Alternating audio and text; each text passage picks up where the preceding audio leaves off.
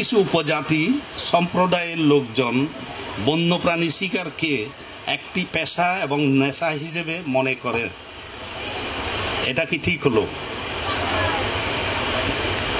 হ্যাঁ, এই এখানে পড়তে পড়তে দেখেছিলাম, এটা খুব সম্ভবত তৃতীয় পাতায় ফার্স্ট প্যারাতে।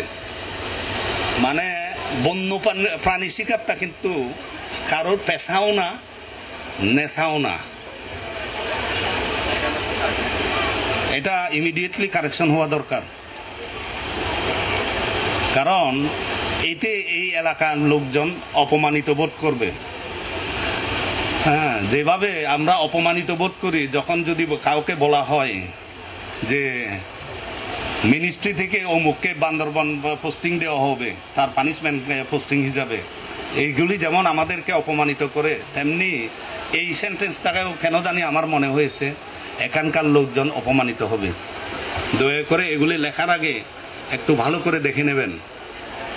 সাম্প্রদায়িক চেতনা নিয়ে নয় এটা, ডেফিনেটলি এটা ভুলক্রমে, এবং এই অসাম্প্রদায়িক চেতনাটাই আমাদের ধরে রাখতে হবে।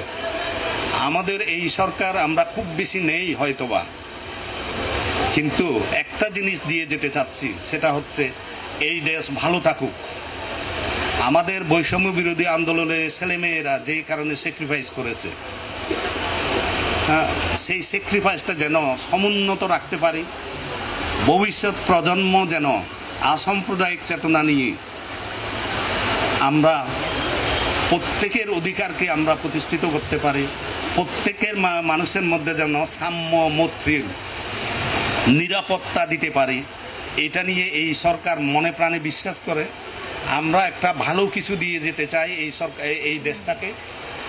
যদি সময়ও না পাই, শুধু এই জিনিসটা আমরা মনে করে দিয়ে যেতে চাচ্ছি যে দেশটাকে ভালো করতে হবে আমাদের সবাই মিলে। সেটা পাহাড়ি হোক, বাঙালি হোক, এই অঞ্চলকে যদি বলি পাহাড়ি হোক, বাঙালি হোক, অথবা সমতল ভূমিতে বলি বাঙালি ছাড়াও সমতল এই এলাকায়, এই ভূখণ্ডে আরও 54টা জাতি প্রজাতি আছে। তারা যেন একসাথে ভালোভাবে চলতে পারে, ভালোভাবে থাকতে পারে, এই চিন্তা আমাদের করতে হবে। বাট এইটা করতে গিয়ে আমি সব সময় যেটা বলে থাকি পরিশেষে, সেটা হচ্ছে বৃহত্তর জাতিগোষ্ঠীকে সব সময় একটা দায়িত্ব নিতে হবে যে তারা সবাইকে নিশ্চয়তা দিচ্ছে, আরাম দিচ্ছে এবং কনফিডেন্স দিচ্ছে যে আমরা সবাই ভাই ভাই। এটা আপনাদেরই দিতে হবে, যেন আমরা আপনাদের সাথে আপনাদের শিক্ষায় শিক্ষিত হয়ে এই দেশের উন্নয়নে কন্ট্রিবিউট করতে পারে।